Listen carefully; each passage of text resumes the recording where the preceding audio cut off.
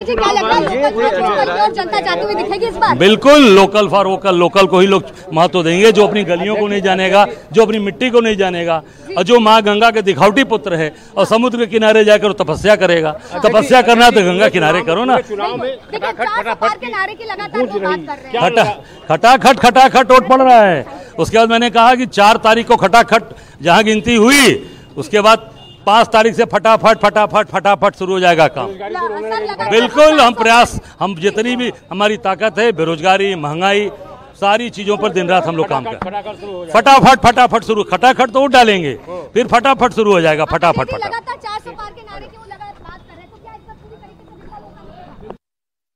जिसे 10 साल से देख के आ रहे हैं, महंगाई बहुत बढ़ी हुई है और जितनी मेड है और महिलाएं जिससे बात भी होती है बहुत परेशान है। सबका बजट खराब हो गया है, युवक बहुत परेशान है, नौकरी मिल नहीं रही है। ग्रेजुएट होकर बैठे हुए हैं, कहते हैं कि पकौड़ा तने और चाय की दुकान खोलें। ऐसा नहीं ना चलेगा। और जब आप मनोबल तोड़ दोगे युवक का, तो युवक क्या करेंगे? तो इसलिए महंगाई और बेरोजगारी की मेन मुद्दा हमारा है। क्या जनता क्या चाह रही है? बदलाव चाह रही है, परिवर्तन चाह रही है, जो कि कांग्रेस सरकार से उनका होप बहुत है। सही बात, जहाँ भी हम लोग की सरकार है वहाँ पे हमने काम किया, करेंगे भी, आएंगे सत्ता में तो देखिएगा आपके सामने परिवर्तन दिखेगा। तो गंगा पुत्र को इस बार लगा रही जनता, क्या लग रहा है? गंगा पुत्र वो नहीं, गंगा पुत्र असली अजय राय जी हैं, जो आपकी जमीनी है, गंगा माँ के जो नज़दीक हैं, जिनको गंगा माँ ने वाकई में सींच के पाला हुआ है, वो जीतेंगे। कहते हैं कि गंगा ने गोद ले लिया उनको। ऐसा कुछ नहीं है। कभी गंगा माँ के पास गए हैं? कभी आपने गंगा माँ का आचमन करते हुए देखा है? तो कैसे कह सकते गंगा माँ ने आपने गोद लिया है? गंगा माँ में गंदगी बह रही है, जानवर बह रहे, पशु मरे हुए, तो कैसे मान सकते हैं गंगा माँ ने गोद लिया? माँ ही सुरक्षित नहीं तो कैसे बोल सकते हैं? इसलिए जीतेंगे तो अजय राय जी। ठीक है राजेश जी, इसका बहुत संक्षिप्त में आप जवाब दे दीजिए, क्योंकि अब कांग्रेस पार्टी प्रधानमंत्री के मेडिटेशन पर भी सवाल उठा रही है। अजय राय कह रहे हैं कि अगर मेडिटेशन करना था, ध्यान करना था, तो गंगा के किनारे कर लेते। देखिए, कांग्रेस के पास कोई मुद्दा तो है नहीं।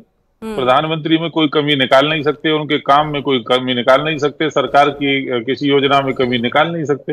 अब प्रधानमंत्री मेडिटेशन कर रहे हैं, उनका व्यक्तिगत मामला है। मैं किस पूजा पद्धति को मानता हूं, आप किस पूजा पद्धति को मानती हैं, आपका व्यक्तिगत विषय है। मेडिटेशन भी कांग्रेस से पूछ के करेंगे क्या? आप बताइए। अरे प्रधानमंत्री हिंदू है और गर्व से कहते हैं कि मैं हिंदू, और मंदिरों में जाते हैं सीना ठोक करके।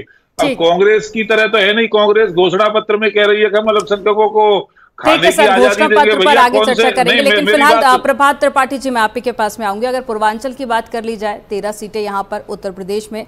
2019 में भी एनडीए ने जरूर जीत दर्ज की, लेकिन बीजेपी के लिए राह आसान नहीं रही, क्योंकि कई सीटें ऐसी थी जहां पर जीत का मार्जिन बहुत कम था। इस बार आपका आकलन क्या कहता है? नहीं, देखिए, निश्चित तौर पे ये चुनाव बहुत महत्वपूर्ण है पूर्वांचल के लिए, क्योंकि पूर्वांचल से एक ऐसी शख्सियत, इसमें एक योगी आदित्यनाथ और प्रधानमंत्री नरेंद्र मोदी खुद, और योगी आदित्यनाथ की भी प्रतिष्ठा पूरी दांव में लगी हुई है, क्योंकि वो उत्तर प्रदेश जैसे विशाल सूबे के एक बड़े मुख्यमंत्री के रूप में और एक बुलडोजर बाबा के रूप में और कानून व्यवस्था के रूप में वो काफी चर्चित रहे हैं, और काफी उन्होंने मेहनत भी की है, काफी रैलियां की हैं।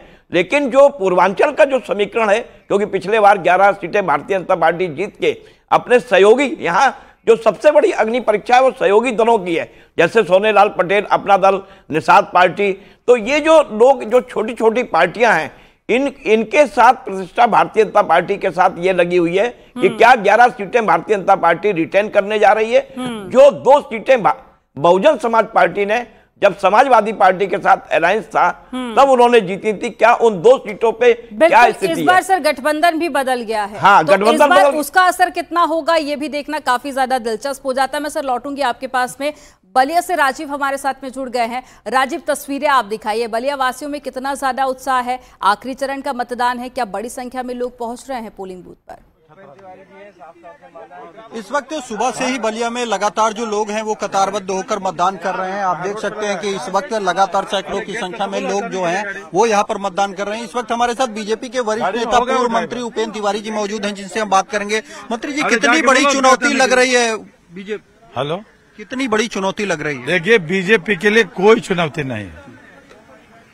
बीजेपी के लिए कोई चुनौती नहीं है, और इस नाते मैं कह सकता हूं कि पूरे देश के अंदर 2014 का आंकड़ा लीजिए, 2019 का आंकड़ा लीजिए, और 2024 क्रमशः प्रचंड बहुमत के साथ सरकार बनी। तो जो माननीय मोदी जी ने पिछले 10 सालों के अंदर पूरे देश के अंदर काम किया है। जो माननीय योगी जी ने उत्तर प्रदेश के अंदर 7 सालों के अंदर काम किया है, तो आज उत्तर प्रदेश और हिंदुस्तान की जनता सुशासन के नाम पे वोट कर रही है, कानून व्यवस्था के नाम पे वोट कर रही है। आज हिंदुस्तान के 140 करोड़ देशवासियों का मान सम्मान और स्वाभिमान जो दुनिया के मानचित्र पे बढ़ा है, उसके नाम पे वोट कर रही है। इसलिए चाहे बलिया हो, चाहे उत्तर प्रदेश हो, चाहे हिंदुस्तान का कोई कोना, अगर माननीय प्रधानमंत्री जी ने कहा है कि अब की बार 400 पार, तो अब की बार 400 पार की दिशा में पूरे हिंदुस्तान के साथ 2019 से भी ज्यादा प्रचंड बहुमत के साथ, क्योंकि बहुत ऐसे ऐतिहासिक काम हुए हैं। 3 तलाक का वो हुआ है, 35 से और धारा 370 जैसा काला कानून समाप्त हुआ। लेकिन विपक्ष जो जातीय समीकरण के आधार पर ये कह रहा है कि इस बार बीजेपी को एक बड़ा झटका लगेगा। विपक्ष के पास कहने के लिए कुछ है नहीं, विपक्ष के पास। और चलिए गोरखपुर लिए चलते हैं, जहां पर रामगोपाल हमारे साथ में जुड़े हुए हैं। रामगोपाल, सबसे ज्यादा वोटर्स गोरखपुर की सीट पर ही हैं। अब ऐसे में लोग घर से बाहर भी निकल रहे हैं उतनी बड़ी संख्या में। बिल्कुल, गोरखपुर में इस बार का जो इस चरण का जो चुनाव हो रहा है, सबसे अधिक 20,97,000 के करीब मतदाता हैं। और सुबह के वक्त 7 बजे से खुद मुख्यमंत्री योगी आदित्यनाथ ने पहला मतदान किया है। और उसके बाद से जहां पे मैं इस वक्त खड़ा हूं, यहां भी लगातार लोग आ रहे हैं, अपने मताधिकार का प्रयोग कर रहे हैं और जा रहे हैं। हालांकि लंबी लाइनें इस कारण नहीं देखने को मिल रही है कि यहाँ पे करीब 10 बूथ बनाए गए हैं। सर, मतदान कर लिया है, तो क्या मुद्दे रहे इस बार मतदान करने का? ये कानून व्यवस्था और ये मतलब इनका काम अच्छा लगता है, राज्य सरकार और भारत सरकार का काम। मतदान कर दिया मैम? जी कर दिया।